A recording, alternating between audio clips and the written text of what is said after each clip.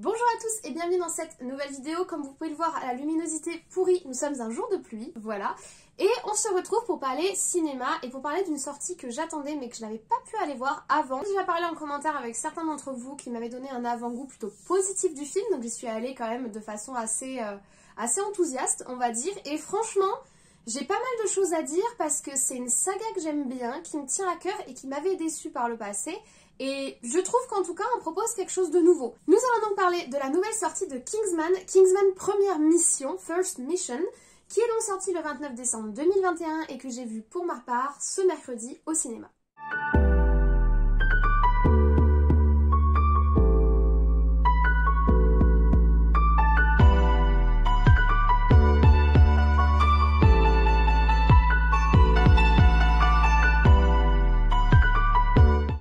Saga Kingsman, puisqu'on peut parler d'une saga à partir du moment où on a quand même maintenant 3 films dans cet univers. La saga Kingsman, c'est le bébé de son réalisateur Matthew Vaughn, je ne sais pas exactement comment ça se prononce, qui est à l'origine des 3 films de la saga. Alors Matthew Vaughn, vraiment désolée si j'abîme son prénom, Matthew Vaughn est déjà à l'origine de Kick-Ass 1 et 2, donc le premier sorti en 2011 je crois et le second en 2013. Que j'avais beaucoup aimé, en tout cas le 1. C'est également le réal qui est derrière les nouveaux X-Men, donc X-Men le commencement, X-Men First Class, etc. Day of Future Past également. Et aussi derrière ces X-Men là que j'ai plutôt apprécié, bon, surtout du fait du casting de Fassbender en Magneto qui était un excellent choix. Mais je trouve quand même qu'ils étaient pas trop mal ces films. Maintenant il y a eu des conflits entre acteurs sur qui aurait le plus d'images à l'écran, entre notamment 2 jeunes filles relativement capricieuses, semblerait-il. Donc ça a un petit peu gangréné, on va dire, la saga, mais c'était quand même de très bons films. Et c'est aussi lui qui a produit en 2000 le film Snatch, qui a changé à jamais l'image de Brad Pitt, pour beaucoup d'entre nous. C'est quand même un très bon réalisateur, et ça se ressentait dans le premier film. Le premier Kingsman 1 est sorti en 2014, il s'intitulait Kingsman Secret Service, ou Service Secret, et c'était un truc tellement british. En gros, on est sur de l'espionnage, et en gros, on est sur une agence d'espionnage à l'anglaise, qui n'est pas vraiment rattachée à l'État, qui est un petit peu une agence indépendante, et qui a comme siège un tailleur en plein cœur de Londres. Tous les membres du groupe d'espionnage, on va dire, sont des Anglais habillés à l'anglaise avec un accent incroyable. Faut l'écouter en VO, c'est juste hyper agréable à l'oreille. En costard, hyper bien sapé. Il y a vraiment une connotation code de la vieille bourgeoisie anglaise, Sir, etc. Enfin, il s'appelle Sir en soi. Enfin, c'est vraiment... c'est hyper succulent parce que c'est un univers, c'est le cliché de l'anglais et moi j'adore. Le scénario du premier, c'est qu'ils recrutent, ils cherchent de nouveaux membres pour leur organisation et ils vont recruter un jeune homme qui est pas du tout de ce milieu-là, qui vient plutôt, on va dire, de la banlieue, en tout cas des classes populaires, qui s'appelle Eggsy, et on va suivre ce jeune homme dans sa formation pour devenir un membre des Kingsman et sa première mission, évidemment contre un méchant ultra charismatique, ultra surjoué, ultra excessif, qui a des objectifs et qui a une base secrète. Enfin, c'est vraiment de l'espionnage ultra cliché. On est vraiment méchant qui dévoile son plan machiavélique, avec des industries secrètes, des agents secrets qui ont le parapluie, qui tirent des flingues, qui est anti-balle, machin, la montre bidule. C'est vraiment le cliché, on est sur du 007 remixé de façon moderne, mais pas comme ils l'ont fait dans la saga James Bond classique. Pour moi, c'est éloigné de ce qu'était l'essence de 007, c'est-à-dire le class British man, vous voyez, le gentleman. On n'a plus du tout ça, et ça s'incarne en fait dans Kingsman. Donc en fait, ils occupent une place qui a été abandonnée par la saga James Bond, et qui est donc récupérée par cette saga Kingsman de Matthew Vaughn, qui est vraiment, enfin moi, le premier, ça avait été un énorme coup de cœur. En plus, on avait Colin Firth. Colin Firth, c'est vraiment, c'est lui, c'est Kingsman, il l'incarnait. Enfin voilà, le cast était top. C'était en 2014. 3 ans plus tard, en 2017, Kingsman 2 va sortir, et cette fois-ci, c'est un film qui m'a énormément déçue. Mais alors vraiment déçue. Pourquoi? Parce qu'en fait, ce côté class gentleman British. C'est-à-dire que, en gros, la base des Kingsman est attaquée par un nouveau méchant auquel ils vont être confrontés. Et ils vont se tourner vers des associations amies qui sont les Statemen, qui sont donc les Kingsman, mais aux États-Unis. Et là, on entre dans la grosse beaufitude, le cowboy, le whisky, des accents à couper au couteau. Et on n'a rien de classe, on n'a rien de charismatique comme on pouvait l'avoir dans Kingsman 1. C'est pas que c'est mauvais, hein, je veux dire, Channing Tatum notamment qui joue très bien le accent, vous voyez, le texan qui défend son pays, c'est pas un souci, mais l'essence de Kingsman 1 qui a séduit en fait les fans, je l'ai pas retrouvé dans Kingsman 2. On a encore évidemment le côté humoristique un petit peu excessif, un petit peu satire de ce qu'est l'espionnage à l'anglaise, qui est toujours là. Méchant et...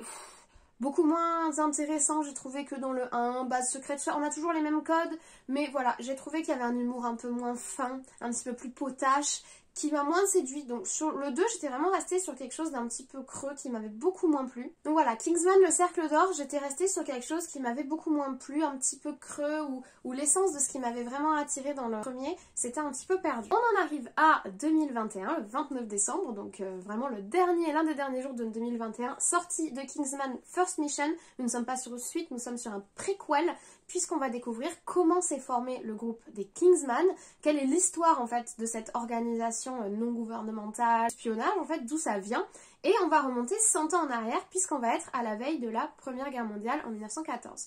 Et là, franchement, ça y est, j'ai renoué avec mon Kingsman 1 et c'était trop plaisant et j'ai adoré. Donc je sais pas, Matthew Vaughn s'est un petit peu perdu, mais il s'est retrouvé. Il a retrouvé son chemin. Après, c'était peut-être qu'il voulait se taper un kiff statesman, bourrin à la américaine, juste peut-être pour volonté de montrer le contraste entre la culture british et la culture américaine. Mais moi, j'ai pas adhéré, alors que là, je suis allée le voir au cinéma, j'ai adhéré parce que ce film, c'est un énorme kiff. Franchement, c'est un énorme kiff. On va commencer par parler du casting. En tête d'affiche, on va retrouver Ralph Fiennes qui est exceptionnel dans son rôle. J'ai trouvé que franchement il avait été trop bien casté et qu'il collait trop bien à son personnage so British, donc j'étais trop contente. On retrouve également Harris Dickinson qui franchement incarne bien le British man et le gentleman à l'ancienne. Donc pareil, je trouve qu'il colle très bien. Il a vraiment une tête d'anglais ce garçon, c'est pas du tout péjoratif, mais franchement quand je l'ai vu à l'image, en fait je me suis dit oui c'est un anglais, c'est un anglais, ça se voit, c'est sûr. Donc voilà, franchement bien casté.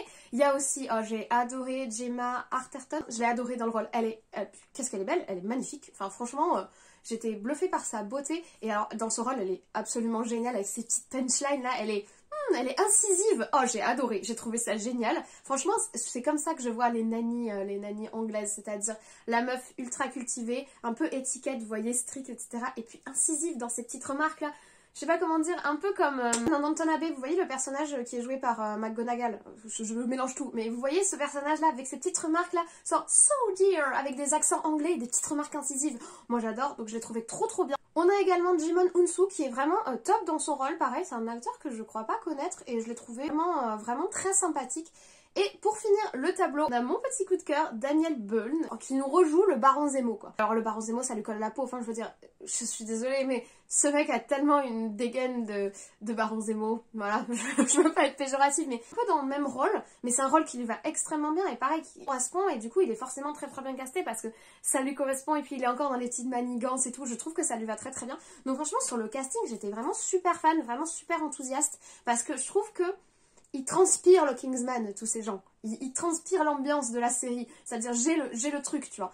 Et franchement, j'étais vraiment très contente et j'ai passé un très bon moment avec eux. Tout le monde joue très bien. Pas de personnages qui dominent, etc. Ils ont tous un accent anglais hyper agréable à l'oreille que j'adore. Au niveau des décors et des costumes, top, c'est-à-dire qu'on revoit du coup le siège des Kingsman, etc. mais qui est différent puisqu'on est 100 ans avant. Les costumes sont toujours magnifiques, je veux dire, les tenues de l'avant-première guerre mondiale et de toute la période de la première guerre mondiale, 1910-1930, anglaise, avec ces hommes qui sont extrêmement classe, le costard, les bretelles, etc. Et les tenues des femmes qui sont... Bon, c'est sobre à l'époque, mais franchement j'adore, c'est des styles que je trouve très beaux et ils l'ont très bien montré. Et puis même les différents codes, puisque on est assez international dans ce film, et on va aller, il y a la mode de différents pays, et ils ont bien noté, ils ont bien différencié en fait les tenues et les modes en fonction des différents pays, c'est-à-dire ils t'ont pas habillé des Anglais comme des Russes, même les corps sont extrêmement bien choisis, c'est beau, l'image est belle, elle est propre, pas surchargée. Et puis il y a des plans qui sont extrêmement kiffants parce que je pense que c'est le but du film. Le réal s'est vraiment fait ultra plaisir dans le film. Il s'est tapé des délires, tout seul. Enfin, c'est-à-dire ce film c'est un énorme délire, une relecture de l'histoire de la Première Guerre mondiale version complot délirant. Et moi j'adhère, franchement j'adhère complètement parce que on mélange à la fois points historiques réels que tu reconnais en fait. C'est-à-dire quand tu connais bien l'histoire de la Première Guerre mondiale, tu arrives à voir avec c'est vraiment clair la différence entre les points réels qu'ils utilisent pour ancrer leur récit et le complot monté de toutes pièces complètement exubérant et complètement excessif qu'ils ont créé. Et j'ai trouvé que c'était hyper intéressant et hyper agréable à regarder, etc. En plus, ils poussent le kiff jusqu'au bout. Restez pour la scène post-générique parce que ils poussent le kiff, mais alors, ils y vont loin, hein. Ils vont très très loin. Ils prennent pas de gants. Ils vont jusqu'à des choses que certaines personnes s'interdiraient, je pense, et là, ils y vont à fond. Et moi, j'ai complètement adhéré à la démarche, j'ai complètement adhéré à cet énorme délire qu'ils se sont tapés dans le film. Enfin, moi, j'ai trouvé ça génial. Évidemment, on retrouve les codes british classiques, le duc qui est dans son château, qui est vieilli par les années et qui veut protéger son fils, l'héritier qui veut absolument défendre l'honneur de la famille, la nanny un peu stricte et le majordome toujours poli mais qui rien n'échappe. Enfin, vraiment, on est vraiment dans les codes classiques, on est presque dans un Hercule Poirot, vous voyez. Mais c'est super agréable. Et puis derrière, il y a donc cette dimension, cette espèce de grand complot international qui tourne autour de l'histoire de la Première Guerre mondiale et qui réexplique la Première Guerre mondiale d'une façon complètement différente. Et c'est là que je dis qu'ils se sont tapés des kiffs, parce que je suis désolée, le personnage de Rasputin dans le film, il est exceptionnel. Alors moi j'adore Rasputin, c'est un personnage historique que je trouve fascinant. Je l'adore pas en mode je suis fan, mais je le trouve fascinant en tant que personnage historique et le pouvoir qu'il a pu avoir et le bagou qu'il devait avoir pour en arriver là où il est arrivé et la façon dont ils l'ont incarné dans le film. J'étais morte parce qu'il est juste tellement excessif et à la fois très proche de la réalité, de ce qu'était réellement Rasputin et de l'influence qu'il avait sur la famille des tsars de Russie. Et puis alors, les chorégraphies de combat sont absolument phénoménales. Puis il tape dans tous les clichés de l'époque. Franchement, j'ai trouvé ça vraiment, vraiment top. La façon dont ils ont revu l'histoire et toutes les petites rêves qu'ils ont mis, j'ai trouvé que c'était très intelligent. La façon dont ils expliquent le jeu d'alliance qu'il y a eu à l'époque qui a déclenché la guerre mondiale, du fait des alliances entre les différents pays d'Europe et du fait qu'on a quand même 3 rois qui viennent de la même famille et qui ont des conflits internes. C'est-à-dire que ça, je trouve qu'ils l'ont hyper bien montré d'une façon simple et lisible. Bon, évidemment, il faut enlever tout le côté complotiste, mais il y a des moments qui sont super nets, super clairs et historiquement assez viables. Et je trouve ça cool que le film se construise sur des bases réelles et solides. Et j'ai trouvé ça vraiment très très très intéressant. Puis alors, voilà, tout le reste c'est du kiff. La scène sur le front, un énorme kiff. C'est-à-dire, le mec, il s'est dit, bon allez, on y met des tonnes, on en met des caisses. Et à la fois, boum, on te rappelle à la réalité à côté. Donc c'est-à-dire, je trouve que vraiment la rythmique et la construction du scénario sont vraiment très malignes, très intelligentes. Le tout sur fond d'anglais so British, habillé en mode so British, avec des codes so British. Moi j'adore. Par contre, évidemment, l'écueil, le risque, c'est que comme toujours, il y a des gens qui prennent ça pour un fond de vérité et qui là, ils te construisent un petit complot derrière. On va se calmer, nous le rappelons comme nous l'avons dit dans Don't Look Up, la nuance les gars, la nuance, il faut savoir faire des nuances, il ne faut pas juste tout gober comme ça, comme des idiots. Il faut essayer de réfléchir, utiliser son cerveau, c'est un film. C'est un film qui est là pour faire passer un bon moment, c'est pas un message politique. S'il peut y avoir un message dans ce film, c'est qu'il dérive du pacifisme. L'image qui est donnée de la guerre, c'est ce qu'est la guerre. La guerre, c'est pas des héros. Il y a des héros, mais la guerre, c'est pas héroïque. La guerre, c'est sale, c'est violent, c'est des morts par centaines, par milliers. C'est ça la guerre, c'est des décisions qui sont prises par des gens à l'autre bout du monde qui décident du destin de pauvres jeunes qui sont là. Et enfin, c'est ça la guerre. Et donc il y a vraiment un message, pas forcément pacifiste, mais un message qui essaye de nous dire non, la guerre c'est pas ce que vous imaginez, c'est pas toujours ce qu'on vous montre dans les films et c'est pas l'image idéalisée qu'on peut en avoir ou qu'on peut en donner. Et je trouve que pour cela il y a vraiment des passages qui sont hyper intéressants et la parole du duc est vraiment très intéressante sur ce sujet. Il y a aussi quand même un certain message sur les dirigeants, je vous dis par rapport à la guerre mais pas que, sur comment fonctionne en fait tout le petit cinéma, tout le petit théâtre qu'il y a derrière ce qui se passe. Il y a ce que le peuple voit, ce que le peuple entend et le petit théâtre, le petit cinéma qui se passe derrière dans les coulisses et auquel on n'a pas accès en tant que citoyen mais qui existe. Alors pas un théâtre complotiste avec des mecs qui se retrouvent encapuchonnés dans des caves et qui font des prières à Satan évidemment, mais il y a quand même derrière toujours cette notion de sensibilité personnelle etc. qui se mêle. Il y a aussi des alliances qui se mêlent, c'est-à-dire que ça c'est vraiment intéressant de le montrer que la décision d'un état c'est pas des décisions mécaniques de robots ou de machines, c'est des décisions d'hommes et d'êtres humains qui font ça avec leur passif, leur vision des choses etc. Et ça c'est aussi quelque chose de très intéressant qu'ils montrent dans le film, évidemment tout en gardant la nuance. Mais globalement j'ai vraiment apprécié mon film parce que pour moi je suis rentrée dans le délire du réel, je suis rentrée dans le délire du scénario et j'ai passé vraiment un bon moment parce que c'était de la kiffance.